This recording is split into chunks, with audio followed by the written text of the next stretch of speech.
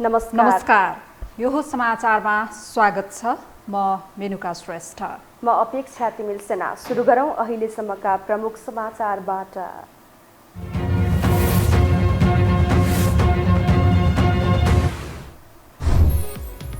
तत्काल सरकारमा सहभागी नहुने माधव नेपाल समूहको निर्णय। पार्टी अधिवेशन रोक्न ओलीलाई आग्रह। विश्वासिलो वातावरण नबनेसम्म एकता नहुने नेपालको भनाई। लुम्बिनी प्रदेशमा साउन 27 गतेलाई बोलाइयो विशेष अधिवेशन। मुख्यमन्त्री विरुद्धको अविश्वास प्रस्तावमाथि छलफल हुने। अल्पमतमा परेका पोखरेललाई राजीनामा दिन सुझाव।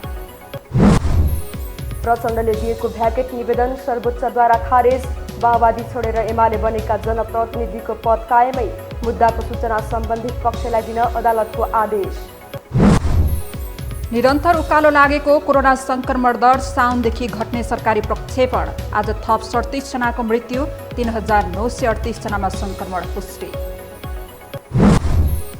र एक दिवसीय त्रिकोणात्मक सिरिजका लागि नेपाली क्रिकेट टोलीको तयारी तीव्र। एन्फाले 19 खेलाडीलाई काठमाडौँ बोलायो। आजदेखि बन्द प्रशिक्षण सुरु।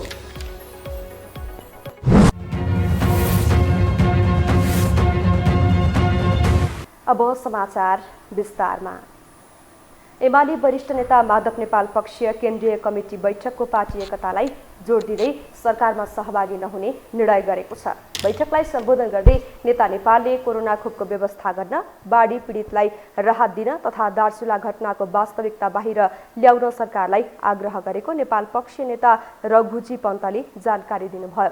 त्यस्तै उहाँले पार्टी एकताका लागि दुवै पक्षका नेताहरूबीच निरन्तर संवाद भइरहेको र आफूहरूको चाहना सम्मानजनक पार्टी एकता रहेको बताउनु भएको थियो। आजको बैठकमा नेपाल पक्षीय कार्यदलका संयोजक भीम रावलले कार्यदलले गरेको 10 बुँदे सम्झौताका बारेमा ब्रिफिङ गर्नुभएको नेता पन्तले जानकारी दिनुभयो। विचार राख्ने क्रम जारी छ। भोलि 11:30 बजे बैठक पुनः बस्नेछ। होइन, त्यसमा के भइरहेको हो भन्दाखेरि 10 बुँदे सहमतिमा नि केही कुरा उल्लेख छन् र प्रश्न रूपमा हाम्रो तर्फबाट वार्ताको संयोजक भीम रावलजीले यो सदस्यता नवीकरण गर्ने लगायत यो सबै कुरा एकताको प्रक्रिया टुङ्गिसकेपछि जेठ 2 को कमिटीको बैठक बसिसकेपछि त्यसपछि गर्ने हो। अहिले यी कामहरूलाई स्थगित गर्नुहोस् भनेर उहाँले यता हाम्रो तर्फबाट उता भन्नुभएको छ। वार्ता टोलीको साथीहरूलाई पनि भन्नुभएको छ, महासचिव ईश्वर पोखरेललाई पनि भन्नुभएको छ र त्यस सम्बन्धमा उहाँहरूले सकारात्मक पाएर चाल्नुहुनेछ भन्ने जवाफ पाएका छौँ। पार्टी एकताका लागि 10 बुँदे सहमति अनुसार 2 जेठ 2075 को कमिटी बसेर मात्र अरू प्रक्रिया थाल्नुपर्ने नेपाल समूहको माग छ। बैठक भोलि 11 बजे पुनः बस्नेछ।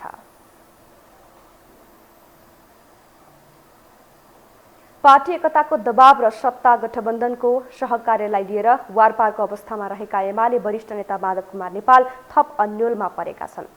एमाले एकता गरेर जाने कि गठबन्धनसँग मिलेर सरकारमा सामेल हुने भन्ने बारे दुधारमा रहेका नेपालले आफू पक्षीय नेतासँग घनीभूत छलफल चलाइरहेका छन्। एक रिपोर्ट।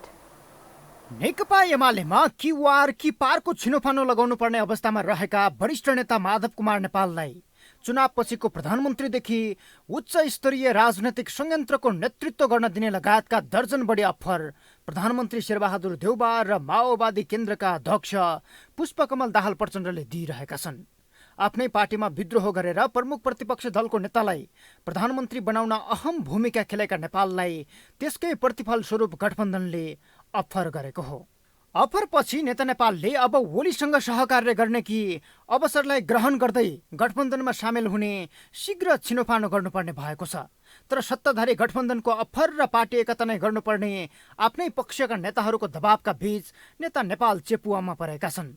यसकै छिनोफानो लगाउन नेपालले बिहिबार देशभरबाट केन्द्रीय कमिटी सदस्यहरूलाई बोलाएर काठमाडौँको एक होटलमा घनीभूत छलफल गरे। तर निष्कर्ष निस्किएन, किनकि स्थायी कमिटीदेखि केन्द्रीय कमिटीका सदस्यहरूले सरकारमा सामेल हुने भन्दा पार्टी एकतामै लाग्नुपर्ने दबाब दिइरहेका छन्। अहिले हामी सरकार सामेल हुने प्रश्नै उठ्दैन। पार्टी युनिटीको हामी लागिरहेका छौँ। एउटै पार्टी अलिकति प्रतिपक्षमा बस्ने, अलिकति सत्ता बस्ने, यस्तो उल्लु काम हामी गर्छौँ।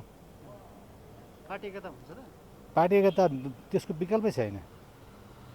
आज एक खालको बोल्ड निर्णय चाहिँ यो छलफलले होइन बोल्ड भन्नाले कस्तो हुन्छ भने त्यो के अरे जतिसुकै तपाईँको बोल्ड भए पनि त्यो परिस्थिति परिपक्व हुनु पर्यो, बोल्ड हुने हो। अहिले एउटा बेसिक कुरा हुन्छ यसमा, बाँकी कुराकानी गर्दै जाँदाखेरि निर्णय हुन्छ। नेता नेपाललाई चुनावपछिको प्रधानमन्त्री र सरकारलाई सहज पार्न तथा विवाद समाधानका लागि बनाइने उच्च स्तरीय संयन्त्रको संयोजक सहित सरकारमा रोजेकै 6 मन्त्रालय, 60% राजनैतिक नियुक्ति र एमाले फुटाएर बनाइने समाजवादी केन्द्र नामको पार्टी अध्यक्ष बनाउने प्रस्ताव प्रचण्ड सहितका नेताहरूले गरेका छन्। नेपाल पनि देउबा र प्रचण्ड सहितको गठबन्धनमा लामबद्ध भएर सरकारमा जाने तयारीमा रहेको र यसकै लागि मन्त्रीमण्डल विस्तारलाई केही दिन रोक्न आग्रह गरेको गठबन्धनका नेताहरू बताउँछन्।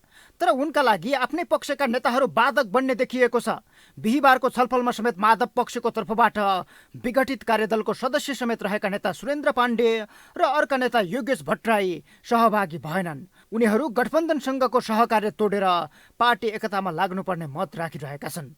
उता माधव नेपाल पक्ष सरकारमा जाने चर्चा चलिरहेका बेला ओली पक्ष भने पखलास भन्ने अवस्थामा छ। माधव नेपालजी सरकारमा जानुहुन्छ कि जानुहुन्न, जान मिल्छ कि मिल्दैन, एउटा चाहिँ नैतिक रूपमा पनि र अर्को एउटा पार्टीको एउटा संस्थागत निर्णय बेगर एउटा व्यक्ति विशेष सरकारमा जान मिल्छ कि मिल्दैन, त्यसमा पार्टीको आफ्नो ओपिनियन के हुन्छ, त्यो त गएपछि त्यसले पार्टीले आफ्नो ओपिनियन बनाउने हो। मलाई लाग्छ कि यस्तो अराजकतापूर्ण लोकतन्त्र विरोधी नैतिक मूल्य र मान्यता विपरीत त्यो खालको निर्णयमा उहाँ पुग्नु होला पार्टीको वरिष्ठ नेता भन्ने मलाई त्यो लाग्दैन। सत्ताधारी गठबन्धनले आगामी चुनावसम्मै मिलेर जाने सहमति गरेको छ, जुन लिखित रूपमा बाहिरिन मात्रै बाँकी छ। एमाले फुटाएरै माधव पक्षलाई स्वागत गर्ने गरी प्रचण्डले साउन यता मात्रै नेपाललाई 10 पटक भेटवार्ता गरेका छन्। तर आफ्नै पक्षको चरको दबाव र दोस्रो अध्यक्ष बनाएर जाने ओलीको प्रस्तावमा समेत लोभिएका नेता नेपाल अन्यलमा परेका छन्। यद्यपि जता ढल्किए पनि वारपार नै गर्नुपर्ने अवस्थाका बीच चाँडै निर्णय लिनुपर्ने बाध्यता नेपाललाई आइपरेको छ।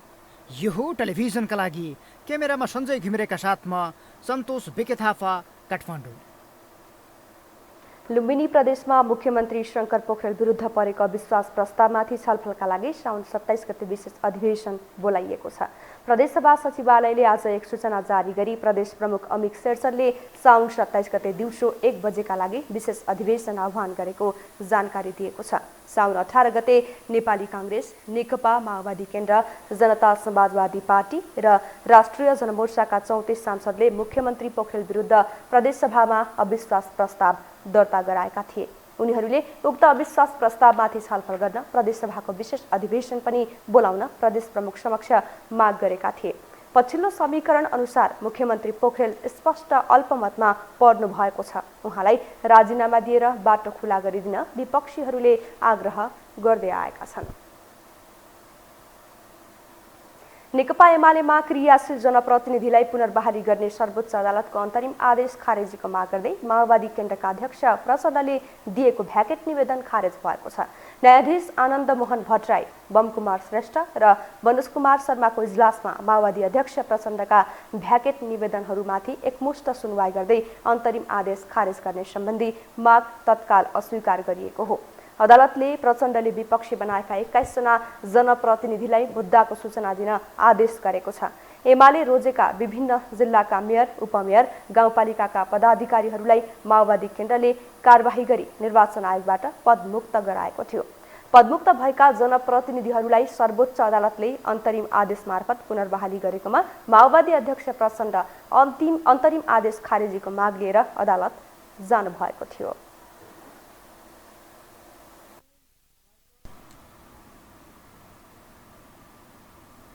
अब बाँकी समाचार। देशकै ठुलो प्रजातान्त्रिक पार्टी नेपाली काङ्ग्रेसलाई यति बेला पार्टीको वैधानिक अस्तित्व जोगाउन धौधौ परिरहेको छ। संविधानत 14औं महाधिवेशन भदौभित्रै गर्नुपर्नेछ, तर क्रियाशील सदस्यताको विवाद समाधान नहुँदा ओडा र प्रदेश अधिवेशन स्थगित भएका छन्। तोकिएको महाधिवेशन मिति आउन 1 महिना पनि बाँकी नरहेको अवस्थामा पार्टीको वैधानिकता जोगाउन विभिन्न विकल्पहरू बहसमा आएका छन्। एक रिपोर्ट।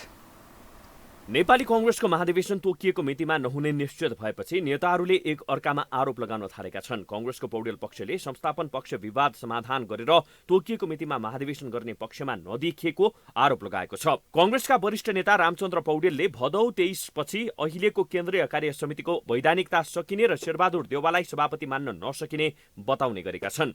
उनले संवैधानिक रूपमा 5 वर्ष 6 महिनाभित्र महाधिवेशन गरिसक्नुपर्ने व्यवस्था भएकोले भदौ 26 पछि पार्टीको वडा तहदेखि केन्द्रीय तहसम्मको कार्यसमितिको वैधानिकता नरहने दावी गरेका छन्।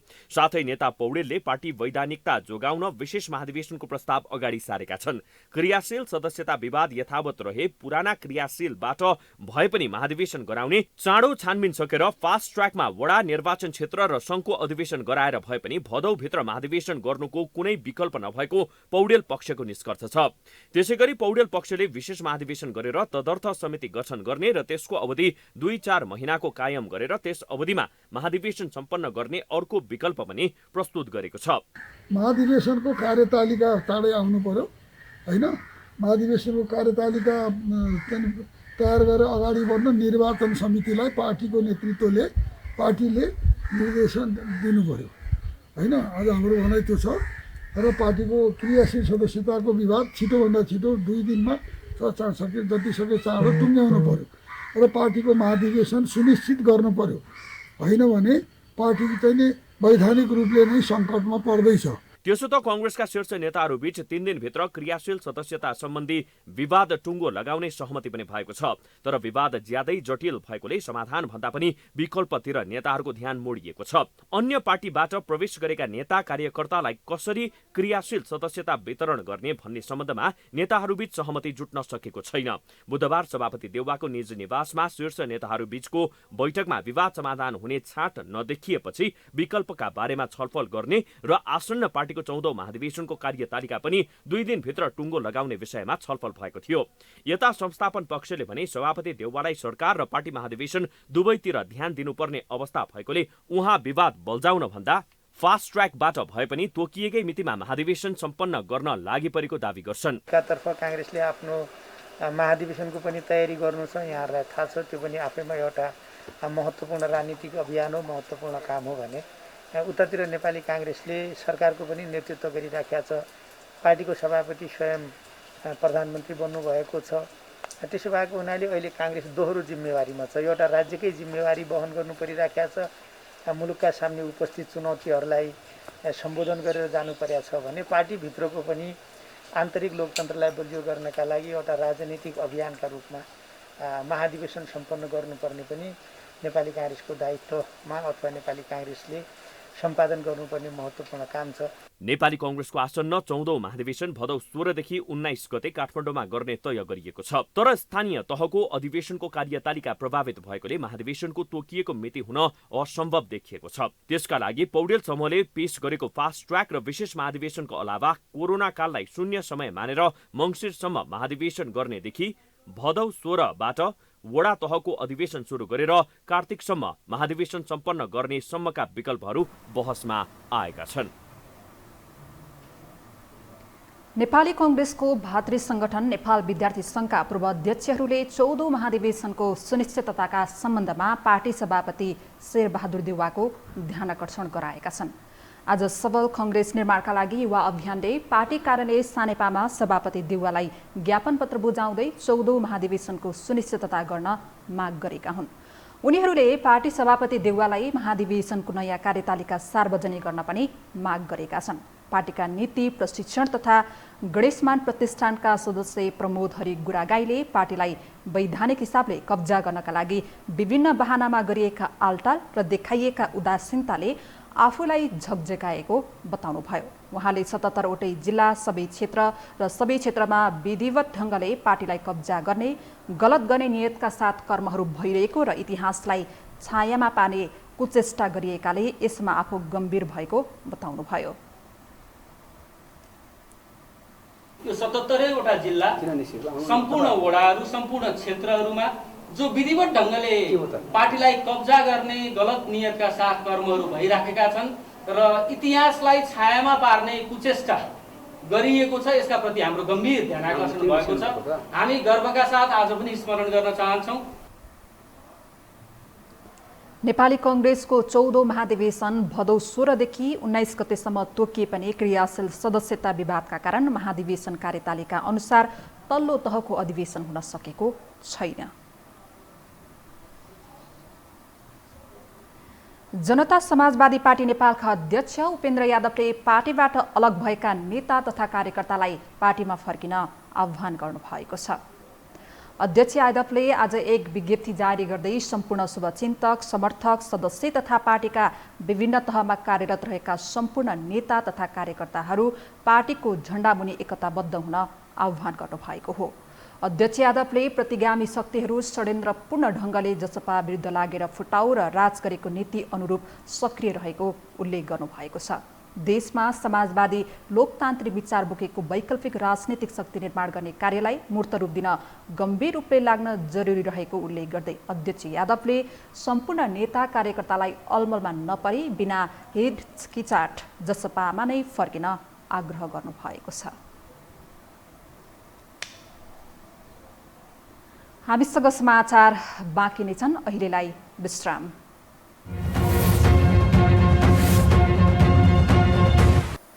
विश्रामपछि स्वागत छ। अब बाँकी समाचार। ऊर्जा, जलस्रोत तथा सिंचाई मन्त्री पम्फा भुसालले गरिबीको रेखामुनि रहेका जनतालाई निशुल्क विद्युत उपभोग गर्न दिइने बताउनु भएको छ। आज मन्त्रालयमा पूर्व ऊर्जा, जलस्रोत तथा सिंचाई मन्त्रीहरूसँगको छलफलमा मन्त्री भुसालले आफूले गरिबीको रेखामुनि रहेका जनतालाई निशुल्क विद्युत उपभोग गर्न दिने गरी आफूले तयारी अगाडि बढाएको बताउनुभयो। विद्युतको घरेलु उपयोग जसले बढी गर्छ उसलाई विद्युत महसुल पनि कम गर्ने गरी आफूले तयारी गरिरहेको उहाँले जानकारी दिनुभयो। ऊर्जा मन्त्री भुसालले सबै कृषि योग्य भूमिमा सिंचाई पुर्याउनको निम्ति पनि आफू क्रियाशील रहने बताउनुभयो। सिंचाईको निशुल्क सेवा दिन सके विदेशी तेल खपत गरेर पम्प, मोटर चलाउनु पर्ने अवस्थाको अन्त्य हुने र राष्ट्रिय अर्थतन्त्र बढ्ने उहाँले बताउनुभयो।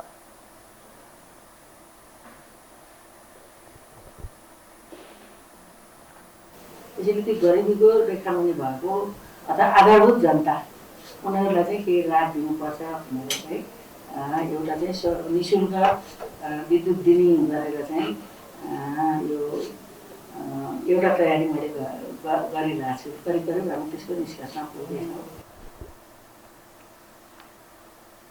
उहाँले सातै प्रदेशका नदीबाट विद्युत उत्पादनका अध्ययन गरिरहेको पनि बताउनुभयो। लुम्बिनी प्रदेशसभा सदस्य विमला ओलीले आफूलाई मुख्यमन्त्री शङ्कर पोखरेलको निवासमा बन्धक बनाएको बताउनु भएको छ। ओलीले आफूलाई मुख्यमन्त्री निवासमा बन्दी बनाएर जबरजस्ती एमालेमा रहेको बेहोराको विज्ञप्तिमा हस्ताक्षर गर्न लगाइएको खुलासा गर्नुभएको हो। आज बुटोलमा पत्रकार सम्मेलन गर्दै उहाँले आफू माओवादी केन्द्रमै रहेको जिकिर समेत गर्नुभयो। आफूलाई एमालेमा सामेल हुन र मन्त्री बन्न दबाब दिँदै साउन 16, 17 र 18 गते मुख्यमन्त्री निवासबाट बाहिर निस्कन नदिई निरन्तर दबाब दिइएको उहाँको भनाइ छ। विकास तथा प्रविधि समितिले पुनर्निर्माण हुन बाँकी रहेका कार्यहरू निर्धारित समयभित्रै सम्पन्न गर्न सरकारलाई निर्देशन दिएको छ। साथै पुनर्निर्माण गरिएका संरचनाहरूको संरक्षण, दिगोपना, उपभोग एवं मर्मत सम्भारको स्रोत सुनिश्चितताको आवश्यक व्यवस्थापन मिलाउन पनि नेपाल सरकार र राष्ट्रिय पुनर्निर्माण कार्यालयलाई समितिले निर्देशन दिएको हो। एक रिपोर्ट। बिहिबार सिंहदरबारमा बसेको प्रतिनिधि सभा अन्तर्गतको विकास तथा प्रविधि समितिले पुनर्निर्माण हुन बाँकी रहेका कार्यहरू निर्धारित समयभित्रै सम्पन्न गर्न र बजेटको कार्य अघि बढाउन नेपाल सरकार प्रधानमन्त्री तथा मन्त्री परिषदको कार्यालय र अर्थ मन्त्रालयलाई निर्देशन दिएको छ। समितिले 2072 सालको महाभूकम्पबाट क्षति भएका राष्ट्रिय सम्पदा तथा पूर्वाधारहरू पुनर्निर्माण गर्ने जिम्मेवारी पाएको राष्ट्रिय पुनर्निर्माण प्राधिकरणबाट पुनर्निर्माणमा उल्लेख्य भूमिका निर्वाह गरेको भन्दै धन्यवाद दिएको हो। समितिको निर्देशन सुनाउँदै समितिका सचिव ओम बहादुर कार्कीले पुनर्निर्माण गरिएका संरचनाहरूको संरक्षण, दिगोपना, उपभोग एवं मर्मत सम्हारको स्रोत सुनिश्चितताको आवश्यक व्यवस्थापन मिलाउन नेपाल सरकार प्रधानमन्त्री तथा मन्त्री परिषदको कार्यालय र राष्ट्रिय पुनर्निर्माण कार्यालयलाई समितिले निर्देशन दिएको बताए। राष्ट्रिय पुनर्निर्माण प्राधिकरणद्वारा पुनर्निर्माण गरिएका संरचनाहरूको संरक्षण, दिगोपना, उपभोग एवं मर्मत सम्भारको स्रोत सुनिश्चिततातर्फ सम्बन्धित निकायहरूको ध्यान जानु जरुरी छ। यसको आवश्यक व्यवस्थापन मिलाउन समिति नेपाल सरकार प्रधानमन्त्री तथा मन्त्री परिषदको कार्यालय र राष्ट्रिय पुनर्निर्माण प्राधिकरणलाई निर्देश गर्दछ। त्यसैगरी राष्ट्रिय पुनर्निर्माण प्राधिकरणका प्रमुख कार्यकारी अधिकृत सुशील गेवालीले 1197 वटा स्वास्थ्य संस्थामध्ये 33वटा स्वास्थ्य संस्था जग्गा लगायतका कारणले बन्न नसकेको तर 751वटा स्वास्थ्य संस्था पुनर्निर्माण भइसकेको बताए। चालु आर्थिक वर्षको बजेटमा बाँकी 59वटा स्वास्थ्य संस्थाको काम सकिने उनले बताए। त्यस्तै सरकारी एवं सुरक्षा निकायका भवनहरूमा 415वटा निर्माण गर्नुपर्नेमा 388वटाको काम सकिएको उनले बताए। सुरक्षा निकायका भने 216वटामा सबै निर्माण सम्पन्न भएको छ। त्यस्तै पुरातात्विक एवं सांस्कृतिक सम्पदाहरूको संरक्षण तथा पुनर्निर्माण 920वटा गर्नुपर्नेमा 586वटाको निर्माण सम्पन्न भइसकेको छ। त्यस्तै पुरातात्विक एवं सांस्कृतिक सम्पदा तथा परम्परागत बस्तीहरूको पुनर्निर्माणमा 1297 गर्नुपर्नेमा 373वटा निर्माण सम्पन्न भइसकेको उनले बताए। त्यस्तै सडक तथा खानेपानी संरचनाको पुनर्निर्माण 42वटामा 22वटा सकिसकिएको छ। त्यस्तै शिक्षण संस्थाहरूको पुनर्निर्माणमा 7553वटा रहेकोमा 6647वटा सकिएको छ। यो पुरातात्विक र सांस्कृतिक सम्पदाहरू तत्त्वमा हामीले 920वटा सम्पदाहरूको काम सम्पन्न गर्नुपर्ने थियो।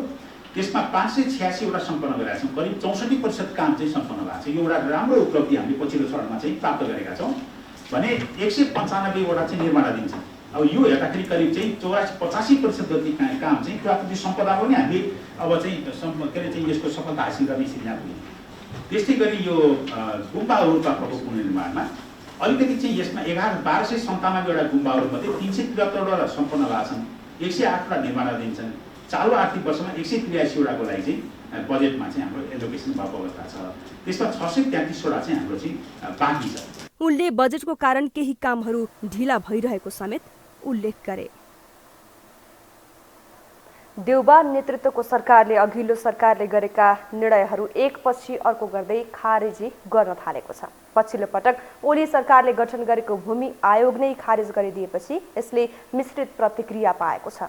सरकारको यो निर्णयसँगै प्रतिपक्षी दल नेकपा एमाले सडकदेखि सदनसम्म विरोधका आवाज उठाउन थालेको छ। एक रिपोर्ट।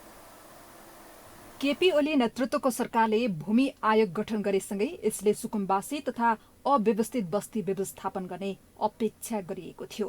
तर देउवा नेतृत्वको सरकार आएसँगै यो आयोग खारेजीमा परेको छ। 743 स्थानीय तह मार्फत भूमिहीन दलित सुकुम्बासी र अव्यवस्थित बसोबासीलाई पहिचान गरी लगत संकलन, प्रमाणीकरण र नापी गरिरहेको आयोगलाई सरकारले खारेज गरिदिएपछि सरकारको यो कदमको प्रमुख प्रतिपक्षी दल नेकपा एमाले विरोध गरिरहेको छ। केपी ओलीको सरकारले 2076 चैतमा देवी प्रसाद गेवालीको नेतृत्वमा उक्त आयोग गठन गरेको थियो।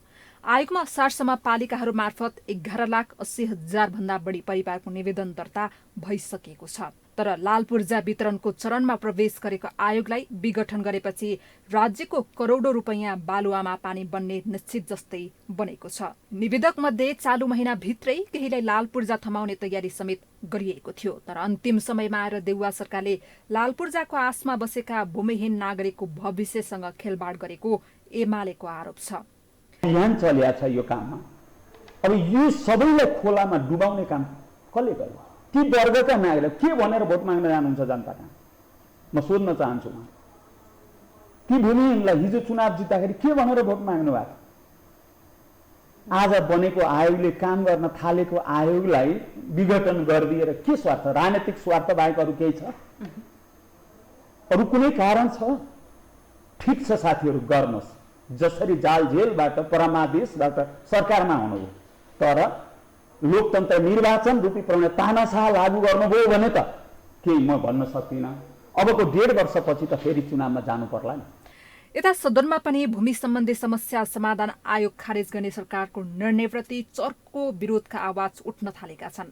लाल पूर्जा कुरेर बसेका कैयौं भूमिहीन सुकुम्बासी र अव्यवस्थित बसोबासीलाई सो आदेशले निराश बनाएको भन्दै सदनमा चर्को आवाज उठेको छ। आज यो परमादेशबाट बनेको सरकारले लाल पूर्जा दिएर ती सुकुम्बासीहरूलाई, ती भूमिहीनहरूलाई मुस्कान दिनुको सट्टा आज आँसु उपहार दिएको छ।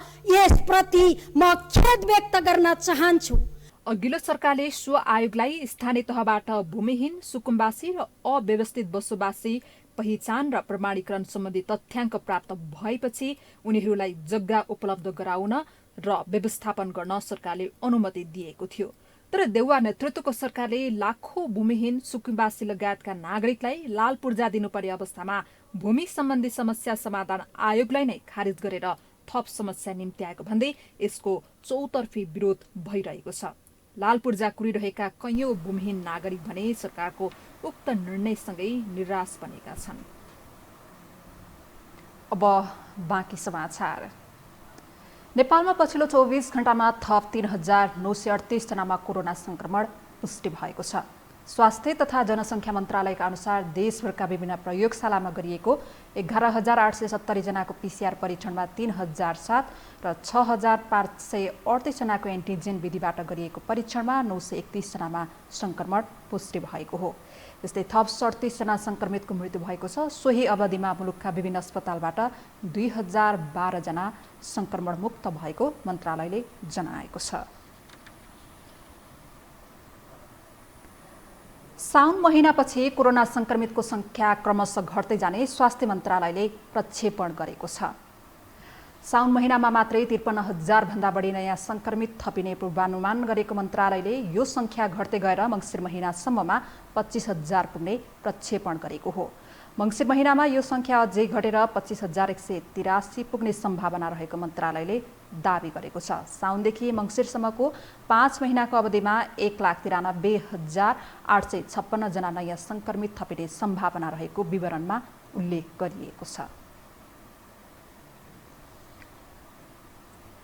नेपालमा दोस्रो लहरको संक्रमण नियन्त्रणमा नआउँदै पुनः तीव्र रूपमा संक्रमितको संख्या बढ्न थालेको छ। संक्रमण बिस्तारै घट्दै गएपछि सरकारले निषेधाज्ञा खुकुलो बनाएको थियो, तर स्वास्थ्य मापदण्ड उल्लङ्घन हुँदा संक्रमण दर तीव्र रूपमा फैलिएको छ। यता स्वास्थ्य मन्त्रालयले भने कोरोना संक्रमणको दर बढ्दै गएकाले अस्पतालहरूमा शय्या अभावको अवस्था फेरि आउन सक्ने बताउन थालेको छ। एक रिपोर्ट। पछिल्लो समय कोरोना संक्रमण घट्नुको साटो झनझन बढ्दै गएको छ। निषेधाज्ञा खुकुलो भएपछि असार 26मा नेपालमा 1353 कोरोना संक्रमित भेटिएका थिए भने त्यो दिन 22 जनाले ज्यान गुमाएका थिए। दैनिक 12-1300मा झरिसकेको संक्रमण दर अहिले बढ्दै 4000 माथि पुगेको छ। संक्रमण दर 20% हुनुलाई महामारीको भयावह अवस्था हो भन्ने गरिन्छ। तर बुधबार 11,354 नमुना PCR विधिबाट परीक्षण गर्दा 2,975 जना र एन्टिजेन विधिबाट 4,944 नमुना परीक्षण गर्दा 1,132 नमुना पोजिटिभ आएको थियो। दुवै गरी 4,104 जनामा संक्रमण पुष्टि भएको थियो। यो दर राष्ट्रिय औसत दरभन्दा धेरै माथि रहेको स्वास्थ्य मन्त्रालयले जनाएको छ। यो तथ्याङ्कलाई हेर्दा कुल परीक्षण दरको 26.2% हो। यसरी संक्रमण दर दैनिक बढ्दै गएमा स्वास्थ्यका पूर्वाधारले धान्न गाह्रो हुने र अस्पतालका बेड व्यवस्थापन गर्न पनि समस्या हुन सक्ने स्वास्थ्य मन्त्रालयका सहप्रवक्ता डाक्टर समीर कुमार अधिकारी बताउँछन्। हामीसँग कोभिड-19 को महामारी हामी माझमै छ, त्यो कम भइसकेको अवस्था छैन। हामीले भुल्दै नभुलौँ, यो खुकुलो भएको सबै सकिएर भएको होइन। अस्पतालहरूमा गाह्रो हुन थालेको अवस्थाहरू छ। हामीसँग यो कोभिड-19 को महामारी सँगै रहेको हुनाले जनस्वास्थ्यका मापदण्ड भनेको एकदमै महत्त्वपूर्ण अस्त्र हो संक्रमण रोकथाम नियन्त्रण गर्नलाई। त्यसमा हामी सबैजना सजग हौँ, संवेदनशील हौँ। साउन लागेदेखि नै संक्रमित संख्याको ग्राफ निरन्तर उकालो लागेको देखिन्छ। सरकारले निषेधाज्ञा खुकुलो गर्दै लैजाँदा र नागरिक आफै पनि आफ्नो काममा निस्कन थालेसँगै स्वास्थ्य सुरक्षाको मापदण्ड नअपनाउँदा संक्रमितको संख्या बढेको सर्वरोगका विशेषज्ञ डाक्टर शेरबहादुर पुन बताउँछन्। मलाई जहाँसम्म लाग्छ धेरै मान्छेहरू अहिले विभिन्न आफ्नो यो काम कारबाहीको सिलसिलामा घरबाट बाहिर निक्लिने क्रम जारी छ र मानिसहरूमा अहिले पनि यो जुन जनस्वास्थ्यको जुन मापदण्ड छ त्यो व्यवहारमा लागू गर्ने अहिले पनि त्यति गरेर देखिँदैन। जसले गर्दाखेरि चाहिँ मैले धेरै अगाडि पनि भनेको थिएँ, यो खोल्ने बित्तिकै हरेक सेक्टर खोल्दै जाँदाखेरि त्यहाँ मानिसहरू निक्लिने क्रम जारी होला। कोरोना भाइरसको तपाईँ हामीले विगतलाई हेर्ने हो भने पनि उतार चढाव हुँदो रहेछ, अर्थात् यो स्वरूप परिवर्तन गरेर अहिले दुःख दिइरहेको रहेछ भन्ने कुरा हो। त्यसले गर्दा पहिलो लहर भन्दा दोस्रो लहर नेपालको लागि निकै चुनौतीपूर्ण रह्यो। दोस्रो लहरलाई सम्झिने हो भने 24 घण्टामा 200 बढी नागरिकले अकालमा ज्यान गुमाएका थिए। अस्पतालमा बेड, अक्सिजन अभावले कतिपय नागरिकले उपचार पाउन मुस्किल थियो। यसरी नै संक्रमण बढ्ने हो भने तेस्रो लहर त्यो भन्दा पनि भयावह हुन सक्छ। त्यसैले तेस्रो लहरलाई भयावह रूप लिन नदिनको लागि सरकारी निकाय आफै कडा रूपमा उत्रिनु आवश्यक छ र नागरिकले पनि स्वास्थ्य मापदण्ड पालनामा सचेत हुनुपर्ने देखिन्छ। यो हो टेलिभिजनका लागि क्यामेरामा सञ्जय घिमिरेका साथमा दिलामाया ठटाल, काठमाडौँ। पूर्व कार्यकारी निर्देशक कुलमान घिसिङलाई नेपाल विद्युत प्राधिकरणमा पुनः नियुक्त गर्ने विषय यति बेला चौतर्फी बहसको विषय बनेको छ। आफ्नो कार्यकाल पूरा गरी घर फर्किँदै गरेको अवस्थामा जनस्तरबाटै घिसिङलाई प्राधिकरणमा पुनः नियुक्त गरिनुपर्ने माग जनस्तरबाट उठ्दा पनि सरकारले उनलाई दोहोर्याएको थिएन। तर वर्तमान सरकारले उनलाई नेतृत्वमा लाने बताएको छ। यो कति सम्भव छ त? एक रिपोर्ट। नेपाल विद्युत प्राधिकरणको प्रबन्ध निर्देशकमा हितेन्द्र देव साक्य नियुक्त भएको 6 महिना भएको छ। 6 महिना यता निरन्तर प्राधिकरणको चुहावट बढेका तथ्य सार्वजनिक भइरहेका छन्। चुहावट बढ्दै जाँदा प्राधिकरणको नाफा घट्दै गएको छ। 4 वर्षे कार्यकाल पूरा गरेर कुलमान घिसिङ प्राधिकरणबाट बाहिरिँदा जनस्तरबाटै उनलाई पुनः नियुक्त गर्नुपर्ने माग उठेको थियो। तर तत्कालीन प्रधानमन्त्री केपी शर्मा ओलीले साक्यलाई प्राधिकरणमा नियुक्त गरेका थिए। यता वर्तमान सरकारले साक्यलाई हटाएर पुनः घिसिङलाई नेतृत्व दिने तयारी थालेको छ। निरन्तर चुहावट बढेको, चुहावटले प्राधिकरणको नाफा घटेको लगायतका कारण देखाएर साक्य असफल बनेको वर्तमान सरकारको मूल्याङ्कन छ। फलत प्रधानमन्त्री शेरबहादुर देउवा आफैले ऊर्जा मन्त्री पम्फा भुसाललाई कुलमान घिसिङलाई प्राधिकरणमा राख्न प्रक्रिया अघि बढाउन निर्देशन दिएका छन्, जसका लागि साक्यलाई राजीनामाका लागि दबाब दिइएको खबर समेत बाहिरिएका थिए। तर साक्य स्वयंले भने त्यस्तो माग नभएको प्रतिक्रिया दिएका छन्।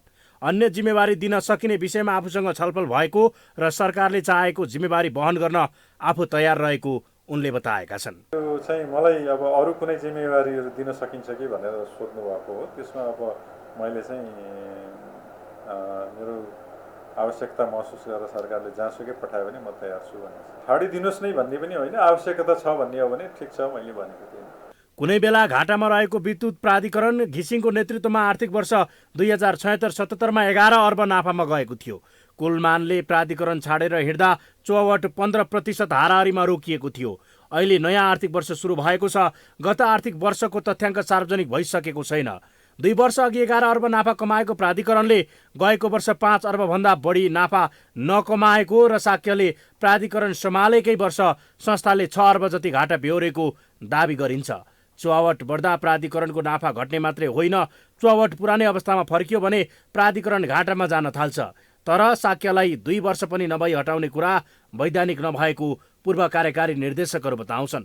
कसैलाई जिम्मेवारी दिनका लागि पद्धतिमाथि नै प्रहार गर्न नहुने उनीहरूको तर्क छ। यदि जिम्मेवारी दिने नै भए आफैले छाडेर मन्त्री पद नै दिन उनीहरूको चुनौती छ।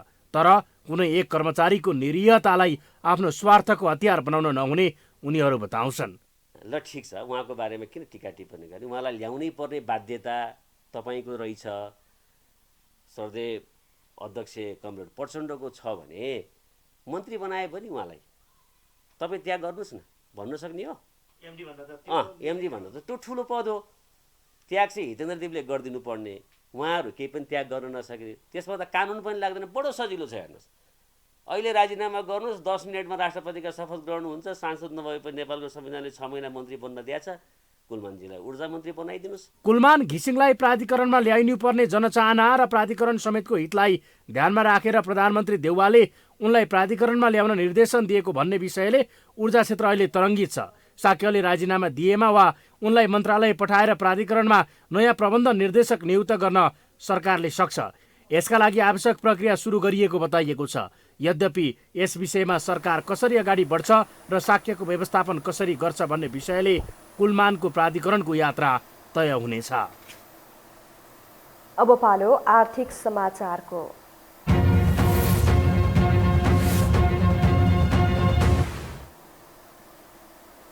चार दिन लगातार बढेको नेपाली शेयर बजारमा आज भने गिरावट आएको छ। नेप्से सूचक आज 16 अङ्कले घटेर 3107.45 बिन्दुमा झरेको छ। आज माइक्रो फाइनान्स समूहको शेयर 39 अङ्कले, लघु विद्युत समूहको 76 अङ्कले, होटेल समूहको 47 अङ्कले, अन्य समूहको 17, उत्पादन समूहको 69, फाइनान्स समूहको 24, जीवन बिमा समूहको 59 र निर्जीवन बिमा समूहको शेयर 56 अङ्कले घटेको छ। आज विकास बैंक समूहको शेयर भने झन्डै 111 अङ्कले बढेको छ। आज सबैभन्दा धेरै युनिभर्सल पावर कम्पनीको शेयर झन्डै 7% र घलेम्दी, शिवश्री र रिडी हाइड्रोको सेयर 5% भन्दा धेरैले घटेको छ। समग्र बजार घटे पनि नेपाल फाइनान्स, कर्णाली विकास बैंक, जीवन विकास लघुवित्त र युनियन लाइफको सेयर 10%ले बढेर सकारात्मक सर्किट लागेको छ। आज 226 कम्पनीका 2,88,45,000 किता सेयर 14,31,62,00,000 रुपियाँमा किनबेच भएका छन्। हामीसँग अन्तर्राष्ट्रिय र खेल समाचार बाँकी नै छन्। अहिलेलाई विश्राम।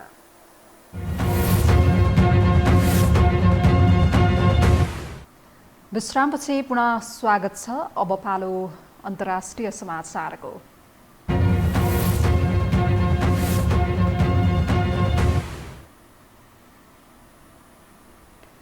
बंगलादेशमा एउटा विवाह भोज कार्यक्रमका लागि जाने क्रममा चट्याङ पर्दा 16 जनाको मृत्यु भएको छ। स्थानीय अधिकारीहरूका अनुसार सो घटनामा पनि बेहुलासहित अन्य केही व्यक्ति घाइते भएका छन्।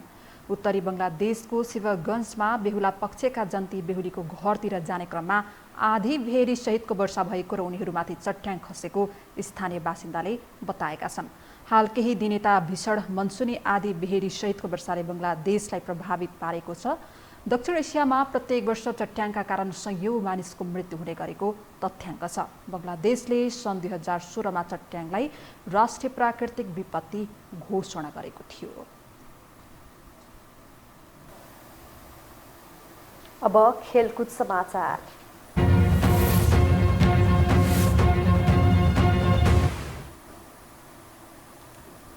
आईसीसी विश्वकप क्रिकेट लिग 2 अन्तर्गत नेपाल, अमेरिका र ओमान विरुद्धको एक दिवसीय त्रिकोणात्मक सिरिजका लागि नेपाली राष्ट्रिय क्रिकेट टोलीले बन्द प्रशिक्षण सुरु गरेको छ।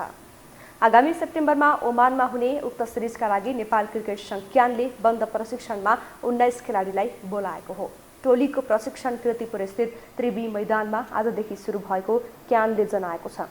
बन्द प्रशिक्षणमा ज्ञानेन्द्र मल्ल, कुशल भुर्तेल, आरिफ शेख, दिपेन्द्र सिंह ऐरी, आसिफ शेख, गुलसन झा, कुशल मल्ल, विनोद भण्डारी, करण केसी, सन्दीप लामिछाने, सोमपाल कामी लगायतका खेलाडी रहेका छन्।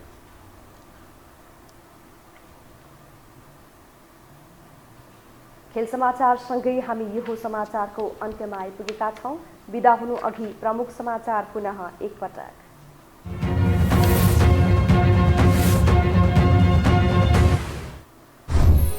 तत्काल सरकारमा सहभागी नहुने माधव नेपाल समूहको निर्णय। पार्टी अधिवेशन रोक्न ओलीलाई आग्रह। विश्वासिलो वातावरण नबनेसम्म एकता नहुने नेपालको भनाइ। लुम्बिनी प्रदेशमा साउन 27 गतेलाई बोलाइयो विशेष अधिवेशन। मुख्यमन्त्री विरुद्धको अविश्वास प्रस्तावमाथि छलफल हुने। अल्पमतमा परेका पोखरेललाई राजीनामा दिन सुझाव। प्रचण्डले दिएको भ्याकेट निवेदन सर्वोच्चद्वारा खारेज। माओवादी छोडेर एमाले बनेका जनप्रतिनिधिको पद कायमै। मुद्दाको सूचना सम्बन्धित पक्षलाई दिन अदालतको आदेश। निरन्तर उकालो लागेको कोरोना संक्रमण दर साउनदेखि घट्ने सरकारी प्रक्षेपण। आज थप 37 जनाको मृत्यु, 3938 जनामा संक्रमण पुष्टि। र एक दिवसीय त्रिकोणात्मक सिरिजका लागि नेपाली क्रिकेट टोलीको तयारी तीव्र। एन्फाले 19 खेलाडीलाई काठमाडौँ बोलायो। आजदेखि बन्द प्रशिक्षण सुरु।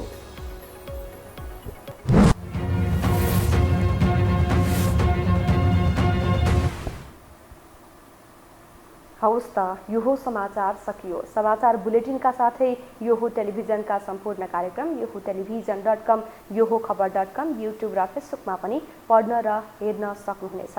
मोबाइलमा योहो टिभी एप डाउनलोड गरी हामीलाई प्रत्यक्ष हेर्न सक्नुहुनेछ। तथ्य सहितको निष्पक्ष समाचारका लागि हेर्दै रहनुहोला योहो टेलिभिजन। नमस्कार।